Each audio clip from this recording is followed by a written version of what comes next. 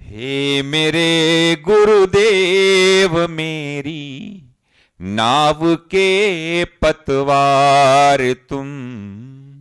हे मेरे गुरुदेव मेरी नाव के पतवार तुम।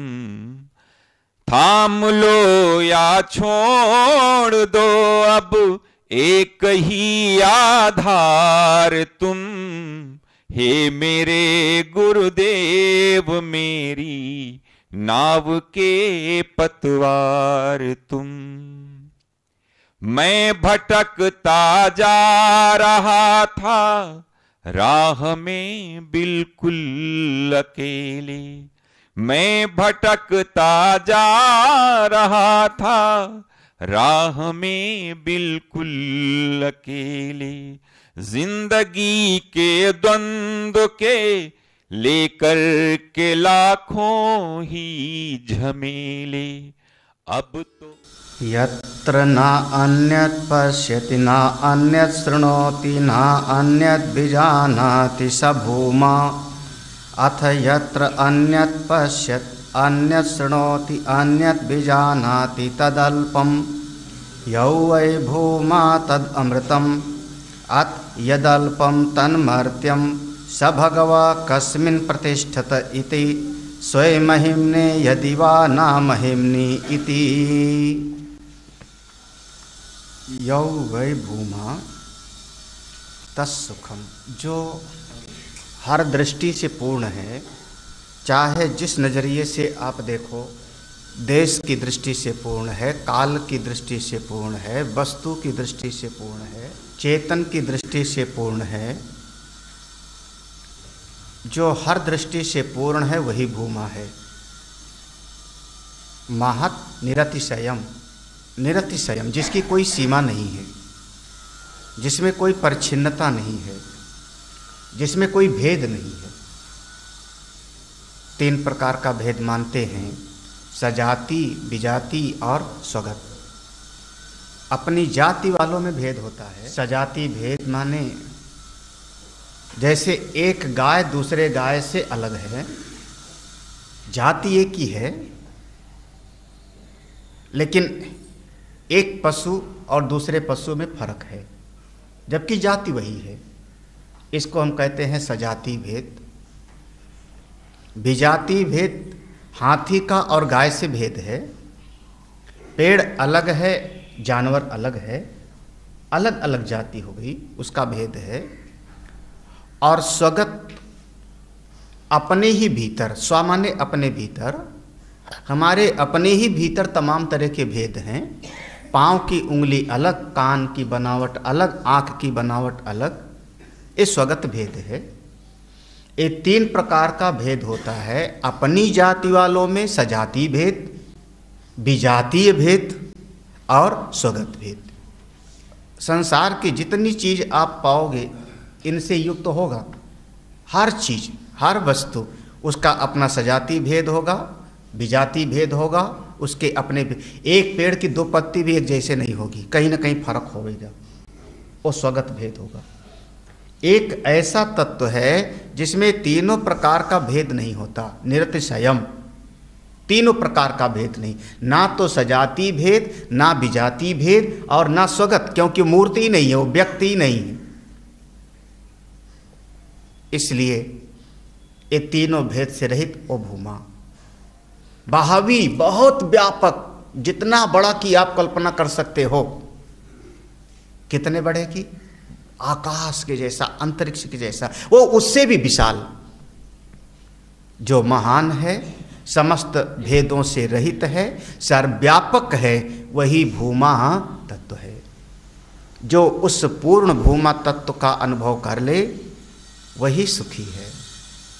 ना अल्पे सुखम आपनोति, अल्प में सुख नहीं मिलता। क्यों महाराज ऐसा? भूमा को थोड़ा समझाएं, भूमा का लक्षण दीजिए। तो कहते हैं यत्र ना अन्यत पश्यति, जब अपनी आत्मा के अलावा कोई कुछ दूसरा दिखाई नहीं पड़ता, एक तत्व का बोध हुआ, हम अपने इस स्थूल शरीर का, सूक्ष्म शरीर का, कारण शरीर का निषेध करते करते भीतर पहुँचे। अपने एक आत्मस्वरूप का बोध हुआ, मैं चैतन्य स्वरूप हूँ, मैं आत्मस्वरूप हूँ। और जिस समय अपने उस सच्चिदानंद ब्रह्म स्वरूप की अनुभूति हुई, उस समय ना अन्यत पश्यति, अपनी आत्मा के अलावा कुछ दिखाई भी नहीं पड़ता, क्योंकि एकमात्र अपना आत्मा ही तो है। ना अन्यत शृणोति, किसी और का श्रवण भी नहीं करता, क्योंकि कुछ है ही नहीं। अरे हमको तो जान रहे हो ना आप, ना अन्यत भी जान आती, तुमको क्या जाने, तुम हो ही नहीं, वास्तव में तो मेरी आत्मा ही तुम बन के आए हो। अपनी आत्मा के अलावा तो दूसरा कुछ है ही नहीं। जिस अवस्था में ना तो दूसरा दिखाई पड़ता है, ना दूसरा सुनाई पड़ता है, ना दूसरे को हम जानते हैं, समझना उस अवस्था में आप भूमा में स्थित हैं। जब तक आप दूसरे को देखते हो, द्वैत में हो, तब तक भूमा नहीं, सीमा हो गई। यत्र द्वैतम इव भवति, जहाँ द्वैत के जैसे होता है, द्वैत नहीं है। केवल अपनी आत्मा के अलावा, उस भूमा तत्व के अलावा और कुछ नहीं है, उसके अलावा कुछ है ही नहीं। हाँ, उसी दृष्टांत से, जैसे एक घड़ा बनाने वाला वो कहता घड़े मिट्टी के अलावा कुछ है ही नहीं। तुमको हे बालक, तुमको दिखाई पड़ता है कि दिया है, कि कुल्हड़ है, कि सुराही है, हमको तो सब में मिट्टी मिट्टी दिखाई पड़ रही। उस एक अवस्था में जब पहुंच गया तो ना अन्यत, कोई दूसरा दिखाई नहीं पड़ता, कोई दूसरा सुनाई नहीं पड़ता, किसी दूसरे को जानता नहीं। उस अवस्था में भूमा में स्थित है। वो अद्वैत की स्थिति है, अपने ब्रह्म स्वरूप की स्थिति है। जरा सा और सरलीकरण में, रामायण में थोड़ा और सरल कर दिया, निज प्रभु मैं देखई जगत, निज प्रभु मैं। अगर आप वहां पर हिसाब लगाओ तो निज माने अपना आत्मा होता है। वहां पे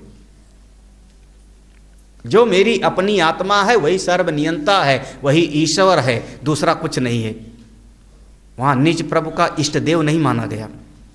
हाँ, अनुवाद में यही कहा जाएगा, निज प्रभु, अपने इष्ट देव के अलावा और कुछ दूसरा दिखाई नहीं पड़ता। निज प्रभु मैं देखई जगत, ज्यादातर अनुवाद में यही होगा, लेकिन निज प्रभु का अर्थ है निज माने स्वयं, अपना आपा। और अपना आपा आत्मा कौन है? सारे जगत का नियंता वही है। जब ऐसी दृष्टि हो गई कि ऐसन करहि ब्रह्मविद ब्रह्मयुपवत्ति, कुछ दूसरा है ही नहीं।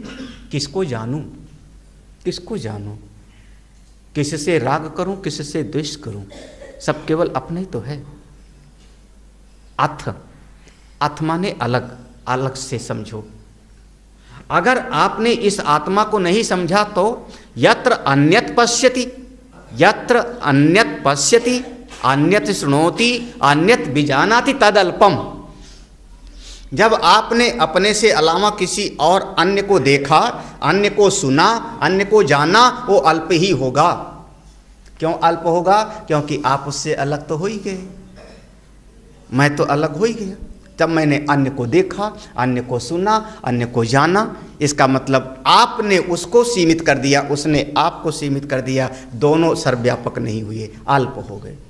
वो एक देश में होगा, एक काल में होगा, एक समय में होगा, उसमें त्रिभेद होगा, सजाति भेद होगा, स्वगत भेद होगा, वो अल्प है। जब आप बाहर देखते हो वो अल्प है। हाँ। अपने चैतन्य स्वरूप को देखो, वो भूमा है। हाँ। जब आप अपने चैतन्य स्वरूप को भूल करके इस नाम रूपात्मक जगत में फंसे, अल्प में फंस गए। ये पेड़ अच्छा है, ये पशु अच्छा है, ये व्यक्ति अच्छा है, ये वस्तु अच्छी, आप अल्प में फंस रहे। अल्प में, उसमें भी तो अपना चेतन स्वरूप ही है, अपनी आत्मा के अलावा है कहाँ। लेकिन पृथकत्व तो देखा हमने, वही हमारा बंधन हो गया। और जब आप अल्प को देखने लगे, थोड़े में आप फंस गए, तब स्थिति क्या होगी? फिर क्या होगी स्थिति? देखो, तद यौवै भूमा तद अमृतम। जो भूमा तत्व है, अपना एकत्व तत्व, वो तो अमृत को प्राप्त करेगा, वो अमृत को प्राप्त करेगा। नहीं तो अथ यदल्पम तन मर्त्यम। अगर आपने अल्प को देखा तो मरोगे।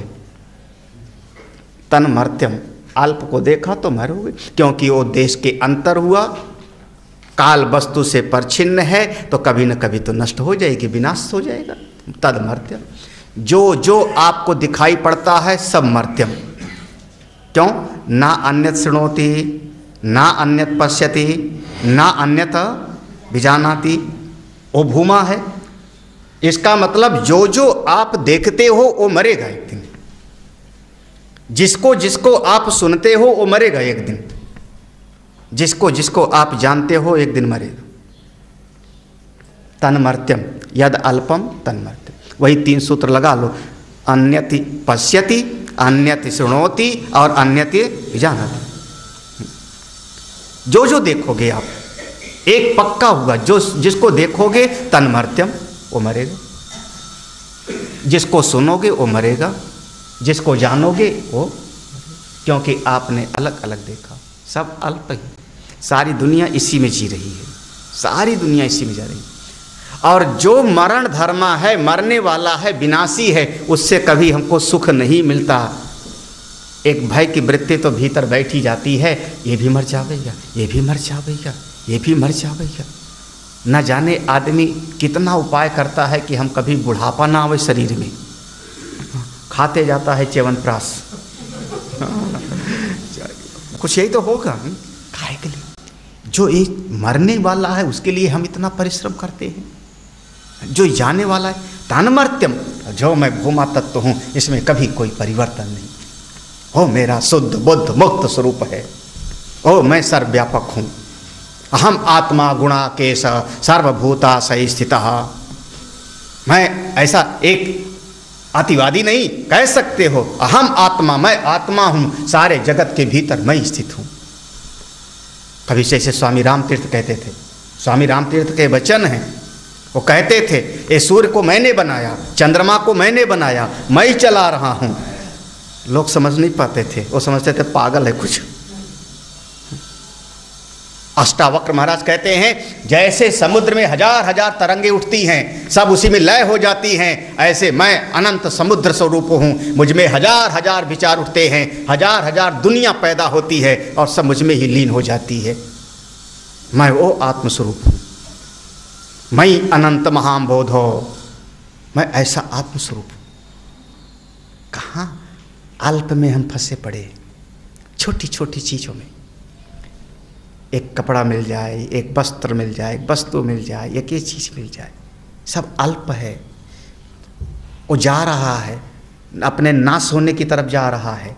आप पकड़ के रखने की कोशिश करो तो भी नष्ट होगा, ना पकड़ने की कोशिश करो तो भी नष्ट होगा। वो उधर तरफ जा रहा है।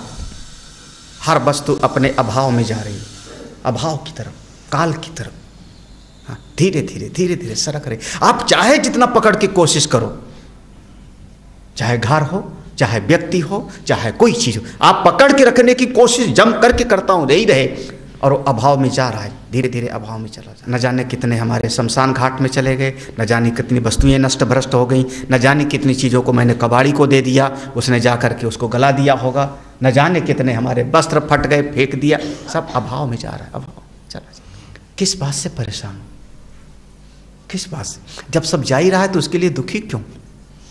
सब जा ही रहा है, सब नष्ट हो रहा है। आप चाहो पकड़ो तो भी और ना पकड़ो तो भी। जब नष्ट ही हो रहा है तो फिर आपको दुखी होने की क्या जरूरत? दुख का कारण जो मैं पकड़ के रखना चाहता हूँ, ये बहुत बढ़िया परिस्थिति है, ऐसी बनी रहे, ये बहुत बढ़िया व्यक्ति है, ऐसे बना रहे, ये बहुत बढ़िया हमारा परिवार का सदस्य है, ऐसे बना रहे। जो पकड़ के रखने की कोशिश है ना, वही दुख देती। ना त्याग, ना ग्रहो, ना लया। ना मैं छोड़ता हूँ, ना मैं ग्रहण करता हूँ, ना मैं पकड़ता हूँ, ना मैं छोड़ता हूँ। ये मेव अहम आस्थितः, मैं तो बस अपनी महिमा में स्थित हूँ। उस भाव में वो है भूमा तत्व।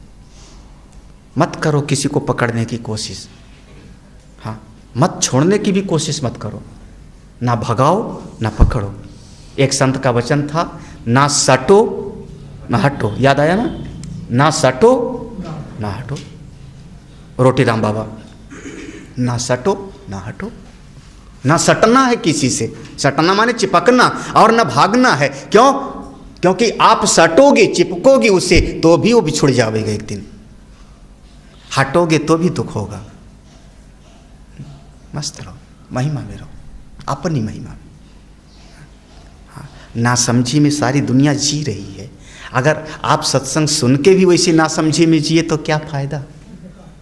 भाई सारे प्राणी वही जो कर रहे हैं, जो जिस नासमझी में सारी दुनिया के लोग जी रहे हैं, आप 10 साल सत्संग सुनने के बाद भी उसी नासमझी में जिए तो फिर बताओ फायदा क्या हुआ? हमको तो थोड़ा एक विशिष्ट होके आना है ना। कभी अपने चित्त में कोई विक्षेप मत लाओ, कोई दुख मत लाओ। कोई वस्तु टूट जाती है, कोई फूट जाती है, कोई नष्ट हो जाता है। कभी कभी आपके घर के बच्चे ही आपको छोड़ के अलग हो जाएंगे। हाँ, घर में ऊपर रसोई अलग बना लेवेंगे, चिंता होती है। काय के लिए चिंता? वो जो पकड़ के रखने की कोशिश है वही दुख देती है। हाँ, आप पकड़ के रखने की कोशिश करते हो, ये बेटा भी बना रहे, ये बहू भी बनी रहे, वो भी मेरा अपना, वो भी मेरा अपना, वो भी मेरा अपना, मेरा अपना। रो रो के मरो। दशरथ महाराज नहीं संभाल पाए। दशरथ क्यों पकड़ के रख लेगी? है जीवन में ये नासमझी होती है। थोड़ा घर का जो बड़ा होता है, माँ होती है, पिता होते हैं, दादा होते हैं, उनके मन में होता है सब पढ़ने रहे, सब पढ़ने रहे, सब पढ़ने रहे, और रो रो के मरोगे। उसका नाम है वृद्धावस्थावत चिंता सकता। बुढ़ापे में चिंता सवार हो रही। चिंता काहे के लिए? वो पोता ऐसा है, वो पोती ऐसी है, सुनता नहीं, वो कैसे चलेगा घर, हाय हाय घर कैसे चलेगा? क्यों ना समझी? सहज भाव, जो हो रहा है होने दो। आपके रोकने से भी नहीं रुकेगा, आपके पकड़ के रखने से भी नहीं रहेगा। एक दिन नष्ट तो हो जाएगा, मर तो जाओ भाई। वो भूमा तत्व है। हाँ, अगर आप छोटे में आप फंस गए तो फंस गए। इसलिए सबसे बढ़िया तरीका है, सबसे बढ़िया तरीका फिलहाल अगर आप अपनी महिमा में रहना चाहो तो ना त्याग, ना ग्रहो, ना लया। ये अष्टावक्र महाराज जी का बार बार दिया हुआ उपदेश है। जनक, ना छोड़ने की कोशिश करो, ना पकड़ने की कोशिश करो। दोनों छोड़ने और पकड़ने के बीच में स्थिर हो जाओ। जो मिलना है मिल जाएगा, जो जाना है वो चला जाएगा। अपनी महिमा में रहो, ज़्यादा अच्छा मत बनो। और नहीं तो अल्पम यद अल्पम तन्मर्त्यम, वो नष्ट हो गईगा। बड़े बड़े का नष्ट हुआ, चिरंजीवी लोग मर जाएंगे। चिरंजीवी लोग, जो चिरंजीवी हैं वो भी हमेशा नहीं रहेंगे। ब्रह्मा जी के एक दिन के बराबर चिरंजीवी रहेंगे। जब तक ब्रह्मा जी की सृष्टि रहेगी तब तक चिरंजीवी हैं। जब ब्रह्मा जी सो जाएंगे तो सृष्टि टूट जाएगी, तो चिरंजीवी कहेगा। ब्रह्मा जी के एक दिन के बराबर तन्मर्त्यम। पूछ लिया सा भगवा कस्मिन प्रतिष्ठिता। ये जो भूमा है ये कहां फिर किसमें प्रतिष्ठित होता है? भूमा कहां पर प्रतिष्ठित होता है? प्रतिष्ठित माने जैसे मैं मंच पे बैठा हूं, जैसे पानी घड़े में रखा हुआ है, जैसे आप घर में बैठे हुए हो, ऐसे भूमा कहां रहता है? भूमा की प्रतिष्ठा क्या है? आपने तो कह दिया महत वो भूमा है। वो भूमा कहां रहता है? उसकी प्रतिष्ठा क्या है? सनत कुमार जी मुस्कुराए। अच्छा, तुम भूमा की भी प्रतिष्ठा समझना चाह रहे हो?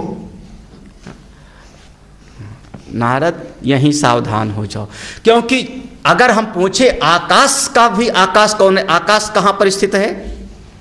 घर आकाश में है, तमाम तरह के ग्रह उल्कापिंड आकाश में हैं। पूछने वाले ने कहा आकाश कहां पर है? अब कैसे समझाऊं बच्चे को? वो कह रहा है आकाश कहां पर है पापा? क्या कहोगे? हमने इतना समझाया, एक सौर मंडल है, आकाश गंगाएं हैं, गैलेक्सी, तमाम तरह का समझाओ पढ़ाओ, सब आकाश में है। जंगल, नदी, पेड़ पौधे, पृथ्वी, ग्रह, उपग्रह सब आकाश में। उस बच्चे ने प्यार से पूछा पिताजी आकाश कहां पर है? आकाश की प्रतिष्ठा कहां है? क्या बताऊं उसको? हमको कहना पड़ेगा आकाश अपनी महिमा में ही सब कुछ, जितना चीजें हैं सब आकाश में है, और आकाश किसी में भी नहीं। ये नहीं है कि आकाश एक घड़े में आके कैद हो गया, घटाकाश बन करके, एक गिलास में आकाश कैद हो गया। अत्यतिष्ठ दशांकुलम, वो आकाश का प्रतिष्ठित। ऐसे पूछ रहे हैं वो भूमा कहाँ प्रतिष्ठित है। सनत कुमार जी ने कहा सुनो, ध्यान से सुनो। गो अश्वमिह महिमा इति आचक्षते हस्ति हिरण्यम दास भार्यम क्षेत्राणि आयतन इति ना अहम एवं ब्रवीमि इति होवाच अन्यो ही अन्य अस्मिन् प्रतिष्ठते इति। भूमा की व्याख्या में एक शब्द पहला प्रयोग किया था महत्, भाष्य में महत्, निरतिशय और भावी। महत् की जो यहाँ श्रुति भगवती क्या करी, इस जगत में जो महिमा होती है, इस संसार में महिमा किसकी किसकी होती है? जिसके पास गौ बहुत है उसकी महिमा होती है। भाई प्राचीन काल में जिसके पास गाय ज़्यादा होती थी, गोधन, वो बड़ा माना जाता था। हमारे विश्वामित्र के पास में एक गाय थी, छीन के लाए थे गुरुदेव वशिष्ठ से, नाम याद होगा, कामधेनु। कामधेनु की बछड़ी थी नंदिनी, जिसकी सेवा किया था दिलीप जी महाराज ने। छीन के लाए थे, बड़ा बवाल हुआ, लड़ाई झगड़ा हुआ, तमाम बवाल हुआ था। वशिष्ठ और विश्वामित्र की लड़ाई बड़ी प्रसिद्ध है। जिसके पास गाय होती थी बढ़िया, और गाय में भी अभी भी बढ़िया बढ़िया गाय होती हैं। कोई देसी गाय होती है, कोई 10 किलो दूध देने वाली गाय होती है, कोई लात मारने वाली गाय होती है। गौ से महिमा होती। फिर किसी के पास घोड़े बढ़िया होते थे तो अश्वम घोड़े होते थे, तब उसकी महिमा होती थी। इसके पास कौन सा घोड़ा है? बोले अरबी घोड़ा है। अरबी घोड़ा होता तो कोई भगवान जाने। अरबी घोड़ा सुना था इससे मैंने। हाँ, वो नस्ल है कोई अरबी घोड़ा। चेतक का नाम तो सबने सुना ही हो। अब गाड़ी से समझ लो ना। हाँ, जिसके पास जितना बढ़िया मोटरसाइकिल होगी उसकी महिमा होगी। अश्व की महिमा, अश्व माने सवारी, गौ की अश्व से महिमा होती। फिर तीसरा कहा गौ अश्वम इव महिमा इति आचक्षते। अरे हस्ती, हाथी, किसी के पास हाथी होता था उस समय पर। हाथी पर सवार कौन? राजा। भले राजा दिखाई न पड़े। हाँ, आश्चर्य तो ये है कि कहीं राजा का शोभा यात्रा निकल रही हो, राजा हाथी पर बैठा है, चारों तरफ से भीड़ लगी हुई, लोग देख रहे हैं किसकी सवारी? राजा की सवारी। बोले राजा कहाँ दिखाई पड़ रहा है? आगे सैनिक दिखाई पड़ रहे हैं, ढोल धमाका दिखाई पड़ रहा है, और उनका बैनर दिखाई, राजा तो दिखाई ही नहीं पड़ रहा। बोले सवारी तो राजा की, दिखाई पड़े और चाहे ना पड़े, सवारी किसकी? राजा। ऐसे सवारी किसकी? अपनी आत्मा की। कैसे दिखाई तो नहीं पड़ रहा। बोले हाथ दिखाई पड़ रहा है, पाँव दिखाई पड़ रहा है, नाक दिखाई पड़ रहा है, कान दिखाई पड़ रहा है, बाल दिखाई पड़ रहा है, लेकिन असली महिमा तो है राजा की, वो दिखाई नहीं पड़ रहा। अश्व, हस्ती माने हाथी। हमारे इसी उपनिषद में है, पहले सुनाया हुआ है। एक बेचारे महात्मा अपनी पत्नी के साथ, बड़ी सुशील पत्नी, चले जा रहे हैं, 3 दिन से कुछ खाने को नहीं मिला है। इतने विद्वान महात्मा, और 3 दिन से उनको कुछ खाने को नहीं मिला। क्या करूं? मतलब कैसा आश्चर्य लगता है। उपनिषद में नाम आया है। हाँ, चक्रायण उशस्ती, चक्रायण। हाँ, पूरा सही बोलो फिर, चक्रायण उशस्ती। 3 दिन से खाने को नहीं मिला। सामने से हाथी पे बैठा एक महावत आया। हाथी को, राजा का हाथी है, उसको नहलाया, तालाब में नहला करके हाथी पर बैठा चला आ रहा है। उस अपने एक कटोरे में कुछ उड़द के दाने हैं, उड़द का दाना है, कुछ भिगोया हुआ कुछ है, और उसी को मस्ती से खा रहा है। जैसे देखा ये महात्मा भूखा चला जा रहा है, उसका अकड़ और बढ़ गई, क्योंकि हाथी पर वो बैठा है। इन्होंने कहा ए महावत, कुछ खाने को हमको दे। और महावत कहता है नहीं, मेरे पास और कुछ नहीं है, ये जो कटोरे में उड़द है इतना ही है, इसके अलावा और कुछ नहीं है, और ये मैं खा रहा हूं तो हो गया जूठा, यही चाहिए तो बताओ। महात्मा ने कहा यही दे दे, जूठा ही दे दे, खा लूंगा। और महावत ने जूठा दे दिया, और उन्होंने कुछ उड़द के दाने खाया, और उड़द के दाने खा करके कुछ बच गया तो अपनी पत्नी को दिया। और महावत, उसके पास कोई छागल था पानी का रखने का, हाथी के ऊपर ही पीने का। उसने कहा ए महात्मा जी, थोड़ा प्यास लग गई होगी उड़द खा के, पानी पी लो। उस शख्स ने कहा नहीं नहीं, तेरा पानी नहीं पीऊंगा, अशुद्ध हो जाऊंगा, स्नान करना पड़ेगा, तेरा छुआ पानी नहीं पीऊंगा। उसने कहा वाह रे महाराज, जूठा उड़द तो खा गए और पानी के लिए कह रहे हो कि अशुद्ध पानी है, मेरा छुआ पानी नहीं पियोगे? यहां छुआ छूत ले आए, उड़द तो खा गए आप। उस शस्त्र ने कहा आपत्ति काले मर्यादा नस्ते। वो मेरी आपत्ति का समय था, मुझको भूख लगी थी, भूख से तड़प रहा था, अगर उड़द के दाने ना खाता तो मैं मर जाता। और पानी तो आसानी से सब जगह मिल जाएगा, नदी बह रही, झरने बह रहे, जो चीज आसानी से मिल जा रही उसको मैं जूठा क्यों पीऊं? देखना, धर्म का निर्णय करना आसान नहीं है। जरा जरा सी बात में धर्म का सूक्ष्म निर्णय होता है। एक दृष्टि से वो जूठा उड़द खाए और कहते हैं कि नहीं, पानी तेरा नहीं पीऊंगा, नहीं तो अशुद्ध हो जाऊं, भ्रष्ट हो जाऊंगा। समझ लो, ये वेद में है, एक कथा वेद में है। जब कोई हाथी पर बैठता है उसकी अपनी महिमा होती है, अपने एक गर्व में होता है।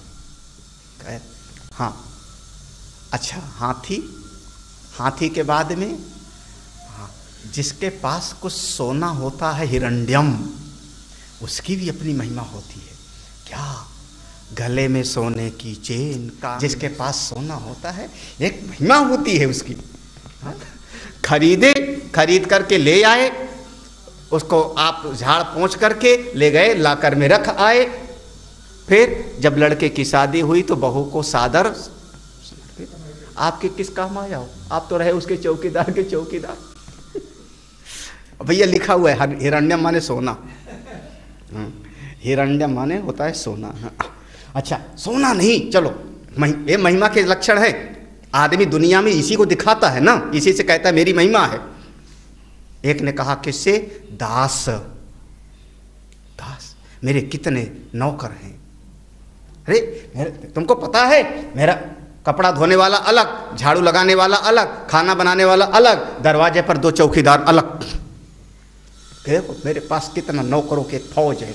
आजकल स्टेटस सिंबल, यही कह लो, स्टेटस सिंबल यही तो है। हाँ, जरूरत नहीं है, कभी कभी उनसे दुख मिलता है, लेकिन किसके पास कितनी बढ़िया गाड़ी है, किसके पास कितना क्या चीज़ है, किसके पास कितने नौकर चाकर हैं, उनका स्टेटस सिंबल है। पुराने जो राजा लोग थे हमारे समाज में, जो पुराने राजा लोग थे, जब पूरा हिंदुस्तान यूनाइटेड हिंदुस्तान बना, रजवाड़ा समाप्त किया गया, तो बहुत सारे राजा लोग या तो राजनीति में आ गए लगभग, और या तो राजा लोग व्यापारी हो गए। बहुत सारे राजाओं का आप देखोगे तो या तो राजा लोग व्यापारी हो गए, व्यापार में घुस गए, और या तो राजा लोग राजनीति में आ गए। कुछ ऐसे राजा लोग हुए वो व्यापार कर नहीं सके, राजनीति का तिकड़म आया नहीं उनको, और खर्चा भी नहीं कम कर सके। जो समस्या हुई उनके जीवन में, मतलब उनके घर में धन था, खूब संपत्ति थी, इकट्ठा किया था, लेकिन खर्चा भी कम नहीं किया। उनके 50 नौकर हैं तो नौकर हैं, शादी के समय में इतना लुटाना है तो लुटाना है, ऐसा करना है तो करना है, वो वैसे किया करते थे। और परिणाम स्वरूप बाल बच्चे भीख मांगने पर आ गए उनके। हम इसे देखो, अपनी महिमा आप किससे बढ़ा रहे हैं? इससे क्या मुसीबत है आप लोगों की हालत। हाँ, क्षेत्राणी, किसी के पास, हाँ पंजाबी आदमी के पास कितना खेत है, इसी से महिमा उसकी। क्षेत्राणी, कितना कितना बड़ा खेत है, यहां से लेके वहां तक। आयतनानी, आयतन देखो, ये महिमा किसकी? अरे महाराज आप आइए, जैसे दरवाजे पर उतरे, अरे महाराज एक घर मैंने बनाया, आयतन, आयतन माने घर, देखो मेरा घर दरवाजे पर। भैया गुरुदेव की भाषा में नहीं बोल सकता, गुरुदेव जो बोला करते थे, पश्य में योग महेश्वरम, ओ गुरुदेव की दृष्टि। स्वामी जी ये पत्थर आपको पता है कहाँ से मंगाया? इटली से। ये लकड़ी कहाँ की है? चाइना की। आजकल चाइना वाले फर्नीचर आते हैं, ये चाइना का फर्नीचर है। हाँ, अब भैया इतना महंगा तुम्हारा चाइना का फर्नीचर, उस पर बैठने में भी संकोच लगता है। अपना गांव का खटिया बढ़िया, चैन से बैठूं तो है तो नहीं आप लोगों के यहाँ चाइना वाला फर्मी? कितने का सोफा सेट है? 2.5 लाख का। क्या अरे मेरी महिमा है, घर से महिमा। अच्छा कितने दिन ये टिकेगी आपकी महिमा? गाय से महिमा को बढ़ाया आपने, घोड़े से महिमा को बढ़ाया, हाथी से महिमा को बढ़ाया, सोने से महिमा को बढ़ाया, नौकर चाकर से महिमा को बढ़ाया, आपने दास दासियों से अपना अभिमान को बढ़ा लिया, आपने अपना घर से अभिमान को बढ़ा लिया। ये सब टिकने वाले हैं क्या? अल्पम, हाँ, यद अल्पम तन मर्त्यम, ये सब मरण धर्म है, ये सब नष्ट हो जाना। तो ये जितनी चीजों से आप महिमा की बात कहते हो, सनत कुमार जी कहते हैं ना अहम एव ब्रवीमि, मैं ऐसा नहीं कहता, इससे कोई महिमा नहीं है। तो ना अहम ब्रवीमि, बिल्कुल इससे कोई महिमा नहीं है। ये तो आप ना समझे में फंस रहे हो, अहंकार में अभिमान में डूब रहे हो, कोई महिमा नहीं। मैं तो महिमा किसकी कहता हूं? हो वाच अन्यो ही अन्य अस्मिन प्रतिष्ठित, ये तो कोई अन्य में प्रतिष्ठित है तो महिमा हो रही है। क्यों? आप जिंदा हो तो आप गधा घोड़ा हाथी जितना है उसकी महिमा से आप महिमान्वित हो रहे हो, किसी और में प्रतिष्ठित है। ये जो मेरे पास दास दासियां हैं उनसे महिमा नहीं है, आपके चेतन के कारण वो आपकी महिमा हो रही है, वहां प्रतिष्ठित है, अन्य में प्रतिष्ठित है। दास दासियां जितने हैं वो किसी और के गुलाम हैं, वो किसी और का गुलाम है, वो किसी और का गुलाम है, वो किसी और का गुलाम। इस जगत में हर चीज एक दूसरे में प्रतिष्ठित है, एक दूसरे में, इससे कोई महिमा नहीं। महिमा किसकी? ये अपने महत निरतिशय भूमा तत्व की, जिसमें कोई भेद नहीं, उसकी महिमा होती है असल में। ये अपना भूमा ऐसा है। वो भूमा कहाँ है? कहाँ पाने के लिए जाऊं? कहाँ मिलेगा? कहाँ मिलेगा? अब आज मेरे मन में बिल्कुल लगन हो गई, अब मैं भूमा को पाऊंगा। अच्छा, जैसे कल गाय पाने पा रहे थे घोड़ा, ऐसे भूमा पाने जाओगे? कौन से बाजार में मिलता है, खरीद लाऊं? भूमा कहाँ मिलता है? कहाँ मिलता है? देखो का बताते हैं कहाँ है भूमा। हाँ, ये 80 पद है, 2 मंत्रों में 80 पद है।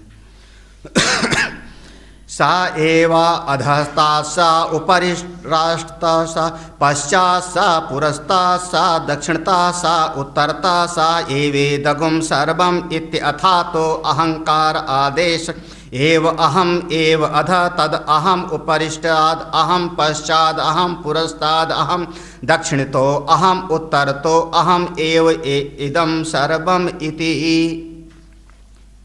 सा एव, सा माने सामान्य वाह कौन? जिसको हमने भूमा कहा, जो किसी में प्रतिष्ठित नहीं है नारद, जिसमें सब प्रतिष्ठित हैं लेकिन जो कहीं पर किसी के भरोसे नहीं है। सा वो भूमा कहाँ है? आधा, वो नीचे है। अच्छा, नीचे है तो ऊपर कोई और होगा? नहीं, वही भूमा ऊपर भी है, उपरिष्टात ऊपर भी है। फिर पश्चात, वो सामने भी है, वो पीछे भी है, वो दक्षिण की तरफ भी है, उत्तर की तरफ भी है। सा एव इदम सर्वम, वही सब जगह पर है। आप खड़े हो जाओ, दाईं तरफ भूमा, बाईं तरफ भूमा, ऊपर भूमा, नीचे भूमा, कितनी दिशाएं हुई गई? एकत्वम अनुपश्यता। हाँ, तो चारों तरफ हर दिशा में कौन है? अपना भूमा तत्व। सा वो भूमा तत्व। अब थोड़ा समझना, एक घड़े के भीतर आकाश है, घड़े के भीतर आकाश है, खाली जगह है। हमने उससे पूछा तूने आकाश को जाना? उसने कहा हाँ जानता हूं। वो घड़े के आकाश से पूछा कहाँ है आकाश? उसने कहा मेरे सामने आकाश है, मेरे पीछे आकाश है, मेरे दाएं आकाश है, वही आकाश बाएं है, वही आकाश ऊपर है, वही आकाश नीचे। वो घड़े का आकाश क्या कह रहा है? चारों तरफ वही तो। और एक घड़े की जो दीवाल है 5 मिलीमीटर की मोटी, एक घड़े की दीवाल में भी तो वही आकाश है। वो आकाश ही आकाश है, उसके अलावा और कौन है? अचानक वो घड़े का आकाश बदला। उसने कहा तुम कह रहे हो आकाश कहाँ है? मैं कहता हूं मैं ही हूं।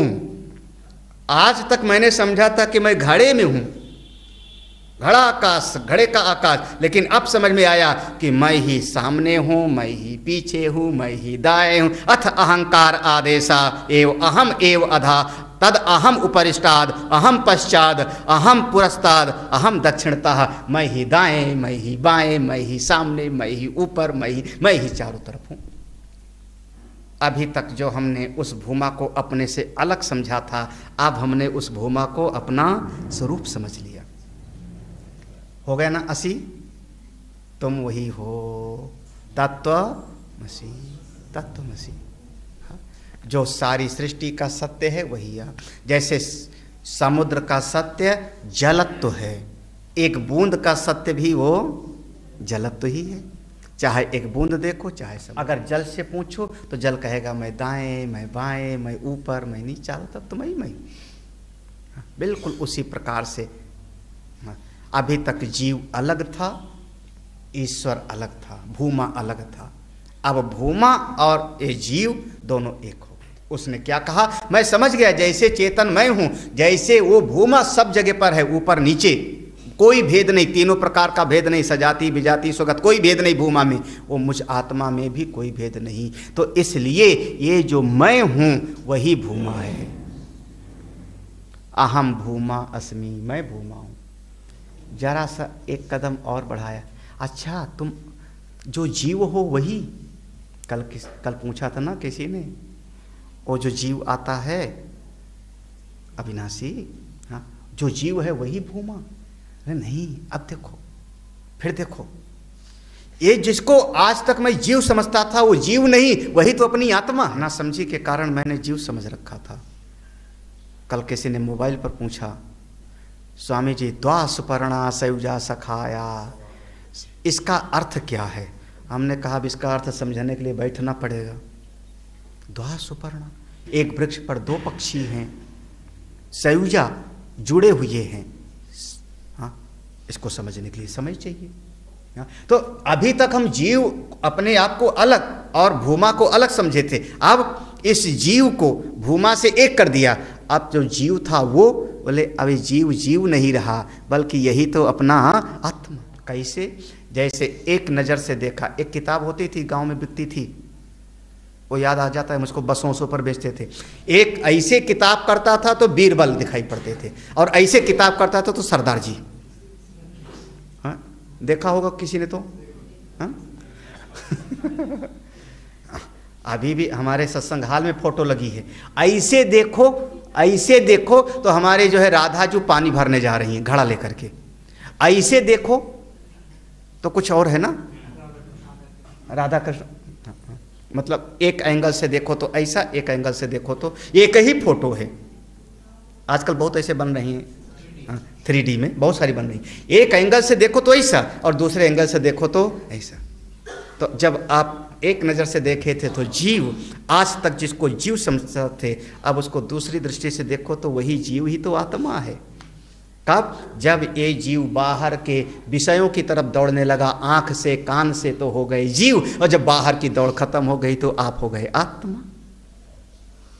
अथात आत्मा आदेशा एव आत्मा एव धा तद आत्मा उपरिष्टाद आत्मा पश्चाद आत्मा पुरस्ताद आत्मा दक्षिणतः आत्मो उत्तरतः आत्मैवेदं सर्वम् इति सवयेष एवं पश्यन् एवं मन्वान एवं विजानन आत्मरति आत्मक्रीडा आत्ममिथुन आत्मानंदा सस्वराट भवति तस्य सर्वेषु लोकेषु कामचारो भवति अथे अन्यथा तो विदुः अन्य राजानस्तेक्षै लोका भवन्ति तेषां सर्वेषु लोकेषु कामचारो भवति। अर्थात आत्मा आदेश। देखो यहाँ पर 3 आदेश हो रहा है। सबसे पहले भूमा का आदेश हुआ कि वही भूमा सब जगह है। फिर आया अहंकार आदेश। मान सलाह में और आदेश में फर्क है। जब हम सलाह देते हैं तो सुनने वाला चाहे माने और चाहे न माने, वो मेरी सलाह है, मानने के लिए और न मानने के लिए छूट है। हाँ, लेकिन जब आदेश हो जाता है, आज्ञा हो जाती है, तो आज्ञा में छूट नहीं है ना, आज्ञा में छूट नहीं। अथात आत्म आदेश। अब ये 3 आदेश हो रहा है। आदेश में देखो छूट नहीं होती ना। किसी कॉलेज में आदेश है कि आपको इसी यूनिफॉर्म में आना है। भाई आईसीयू में जाना है तो आपको ऐसे जाना, आदेश है। आईसीयू में चप्पल उतार के जाओ, लगभग आप देखोगे। हाँ, आईसीयू में जाना है तो चप्पल उतार करके जाओ, वो आदेश है आपका, छूट नहीं। और डॉक्टर भी जावेगा तो चप्पल उतार के जावेगा, बिल्कुल उससे। ओटी में जाना है तो ऐसे ही जाना है, वो सब आदेश है। तो ऐसे आदेश, अर्थात आदेश है। यहाँ 3 आदेश हो रहा है, एक भूमा का, फिर अहम का और आत्मा का। एक तो हो रहा है। हाँ, पहले समझाया वो भूमा तत्व है जो सर्वत्र है, सर्वव्यापक है। वो भूमा मिल जाए तो सुखी, क्योंकि वो ऊपर भी है, नीचे भी है, दाएं भी है, पीछे में, सब जगह वही है। और भूमा से आप सुखी हो गए तो जहाँ जाओगे वही तो हो भैया, आप सुखी। जो सब जगह है उसका नाश कैसे होगा? जो एक जगह है दूसरी जगह नहीं है तो उसका नाश हो सकता है, उसको काट सकते हो आप, वो तो सर्वत्र है। जो सब जगह है वो जाएगा कहाँ पर? वह जो भूमा तत्व है वही मैं हूँ, वही मैं हूँ। अर्थात अहंकार आदेशा, यानी मैं ही ऊपर हूँ, मैं ही नीचे हूँ, मैं ही दाएं हूँ, मैं। फिर जो मैं हूँ ये मैं जीव नहीं। जीव कब बन गया ये चेतन? मैं जीव कब बन गया? जब आँख को अपनी मान लिया, कान को अपना मान लिया, मन को अपना मान लिया, बुद्धि को अपना मान लिया। मन को अपना मान करके मनन करने वाला बन गया मैं। आँख को अपना मान के देखने वाला बन गया मैं। पाँव को अपना माना तो मैं लंगड़ा हो गया। हाथ को अपना माना टूट गया तो मैं लूला कहने लगा अपने आप को। जब बाहर की चीज़ों को अपनी मान ली, बाहर के धन को अपना मान लिया तो आप धनी हो गए। बाहर की जमीन को अपना मान लिया, जमींदार हो गए। घर को अपना मान लिया तो गृहिणी हो गए। जब ये चेतन बाहर की चीज़ों को अपना मान लिया तो जीव बन गए। जब ये बाहर की चीज़ों को अपना मानना बंद कर दिया, नेति नेति, तो आप ये जो जीव था वही आत्मा। वो अब मैंने समझ लिया मैं आत्मा हूँ, मैं ही ऊपर, मैं ही नीचे, मैं ही दाएं, मैं ही दक्षिण, मैं चारों तरफ, मैं ही मैं हूँ। मैं वो ब्रह्म हूँ, सर्वत्र सर्वव्यापक। मैं वो विभू तत्व हूँ, वो भूमा तत्व हूँ। अपनी महिमा जो ऐसा जान लिया वो विजानन, जो ऐसा जानता है। आत्मै वेदम सर्वम इति, सब कुछ आत्मा ही है, ऐसी अनुभूति जिसको हो गई वो आत्मरति ही, अपनी आत्मा में रमण करता है। आत्म क्रीड़ा खेलता है, अपनी मस्ती में रहता है, लेकिन कहाँ? कोई बाहर की गोटी नहीं, अपनी आत्मा में। आत्म मिथुन, सारे आनंद लेता है अपने भीतर ही। अब नाम पड़ा हमारा आत्मानंदा। अब मैं खा के सुखी नहीं हो रहा हूँ, देख के सुखी नहीं हो रहा हूँ। कहाँ? आत्मानंदा, अपनी आत्मा में ही आनंद। हाँ, जब जिस क्षण आपने अपनी आत्मा में आनंद लेना शुरू किया उस क्षण आप हो गए स्वराट, सम्राट हो गए आप। क्यों? हमको किसी की जरूरत ही नहीं है। राजा भी भिखारी है, राजा को भिखारी माना जाता है। बस एक भिखारी 10 रुपया मांगता है और दूसरा भिखारी 10 लाख मांगता है, इतने तो फर्क है। एक बच्चे ने जो है मोबाइल पर मैसेज भेजा, एक भिखारी होता है मंदिर के बाहर खड़ा होकर मांगता है और दूसरा भिखारी है मंदिर के अंदर खड़ा होकर मांगता है। यही तो है ना। बाहर खड़ा हुआ है तो 5 रुपया मांग रहा है, अंदर खड़ा हुआ है तो 50 लाख मांग रहा है भगवान से। है तो दोनों भिखारी। स्वराट कहाँ? स्वराट कौन है?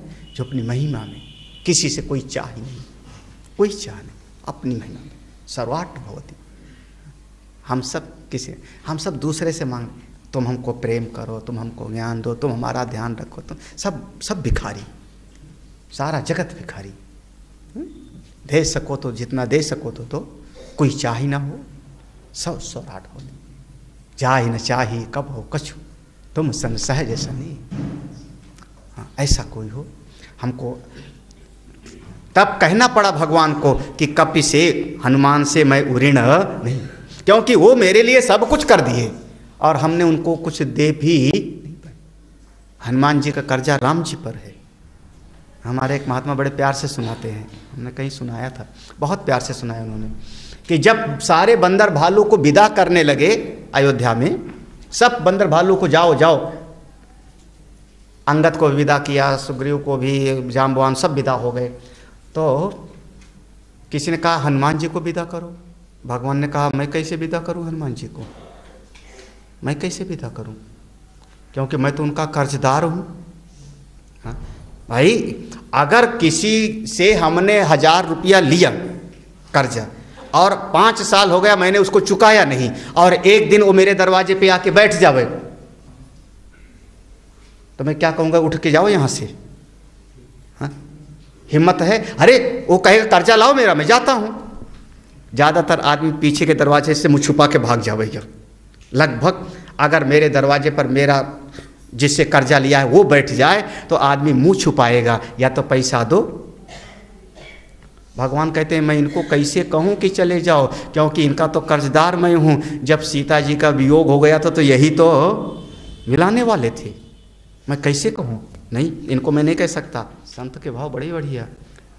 लक्ष्मण जी से कहा तुम विदा कराओ, कह दो जाओ। लक्ष्मण जी ने कहा प्रभु क्या कहते हो, अरे मैं इनको कहूँ कि जाओ, आपसे ज्यादा कर्जा तो इनका मुझ पर है। हाँ? मैं तो मर रहा था, शक्ति बाण लगा था, अगर ये ना होते तो मैं जिंदा ही नहीं होता, मैं इनको कैसे कहूँ कि जाओ ना। भगवान ने कहा सीता जी से तुम कह दो जाओ, तुम विदा कराओ। सीता अरे प्रभु क्या कहते हो, मैं तो चिता लगा के जलने जा रही थी, त्रिजटा से कह रही थी लाल लाल आग लगा दे। ऐसी स्थिति में यही तो आकर के मुझको जो है सांत्वना दिए।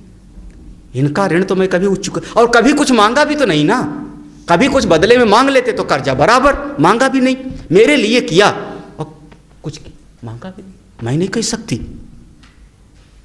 अब नंबर आया भरत जी का, क्योंकि राम जी मना कर रहे हैं, सीता जी ने मना किया, लक्ष्मण जी ने मना किया, मैं नहीं कह सकता। भरत तुम विदा कराओ।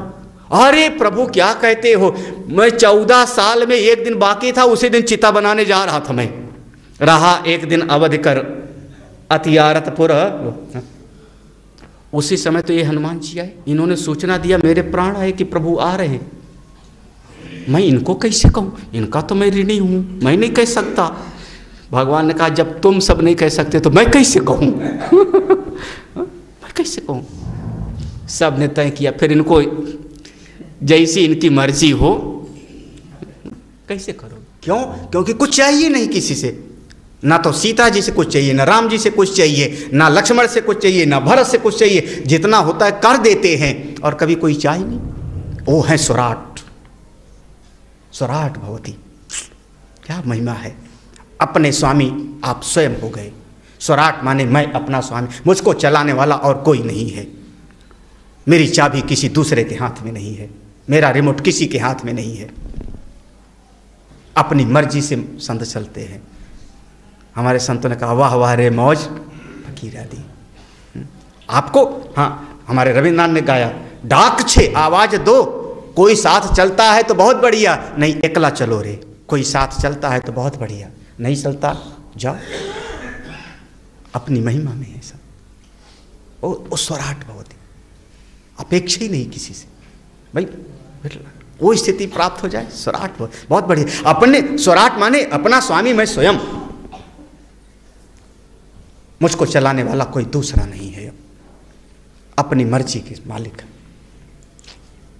स्वराट भवती तस्य सर्वेषु लोकेषु, वो सारे लोगों को जीत लेते हैं। कामचारो भवती, ऐसा कोई होता है, ये संसार के राजा लोग कोई स्वराट थोड़े होते हैं। हाँ, संसार का एक राजा है, वो बेचारा दूसरे राजा के अधीन है, दूसरा वाला राजा तीसरे राजा के अधीन है, तीसरा वाला राजा चौथे राजा, राजानस्ते छई लोका भवन्ति। संसार के छोटे मोटे जितने राजा है किसी न किसी के बस में होते हैं। मैं तो अपनी आत्मा को जान गया हूँ, विजानन, मैं स्वराट हो गया। देवर्षि नारद यहाँ पर जाने और जान करके जीवन मुक्त हो गए। जो देवर्षि नारद ने पूछा था भगवान हमारे मन में शोक होता है, उस शोक से हम कैसे बचें, तरत शोक, क्योंकि अब मेरा कोई मालिक ही नहीं, मैं अपना स्वयं का मालिक। हमको छोटी मोटी अल्प चीज़ों की चाह नहीं। मैं भूमा तत्व हूँ, मैं ही नित्य शुद्ध बुद्ध मुक्त सच्चिदानंद ब्रह्म स्वरूप हूँ, अजर अमर अविनाशी मैं आत्मा हूँ, ऐसा अनुभव हो गया। ना मेरी मृत्यु है, ना मेरा जन्म है, मैं सर्वत्र हूँ। अब तो मुक्त से मुक्ति अपने स्वरूप में। आपके सारे शिष्य मोक्ष को प्राप्त किए, सभी शिष्यों ने जान लिया कि मैं तो भूमा हूँ। हाँ, जो भूमा हूँ, लेकिन अल्प की तरफ प्रीति है कि नहीं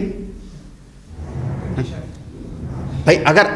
अगर अल्प की तरफ दौड़ है तो यद अल्पम तद मर्त्यम, फिर तो आप जीव बन गए। जय मैंने कहा, आंख से बाहर की तरफ दौड़े देखने के लिए, आप दर्शक बन गए, देखने वाले बन गए, अल्प में रमण हो गए आपका। अब भूमा से अलग हो गए। आप कान से दौड़े, चलो ये सुन लूं, आप अल्प की तरफ दौड़ पड़े। आपको दुकान पे देख के लगा ये मिल जाए खा लूं, आप अल्प की तरफ दौड़ पड़े। बाजार जाने का बड़ा शौक होता है ना सबका, खूब घूम रहे हो बाजार। जब हमारी दौड़ अल्प की तरफ है तो यत् अल्पम तन मर्त्यम तत् दुखात्मकम चेति। जब अपनी महिमा में आ गया, अपनी मस्ती में है, कुछ नहीं उसके पास, कमंडल तक नहीं है, और फिर भी स्वराट बहुत ही अपनी। ऐसे देवर्षि नारद पहले भी अपने आनंद में थे, अब तो अपने आनंद में मुक्त हो गए। ऐसा समझा, मुक्त हो गए। बस एक मंत्र रह गया इस पूरे प्रसंग का, वो मंत्र अब हमारे दिल में इच्छा हुई। श्रुति भगवती कहती हैं, साधक के दिल में इच्छा हुई मैं भी उस भूमा को पाऊं, उस भूमा की महिमा में बैठूं। आत्मरति आत्मक्रीडा आत्मरति आत्मक्रीडा आत्मानंद आत्ममिथुन आत्मानंद सस्वराट बहुत। कैसे हो जाऊं? कहते हैं अब हम उपाय बताते हैं कैसे हो जाओ। तो अंतिम मंत्र में उपाय कल सवेरे 7 बजे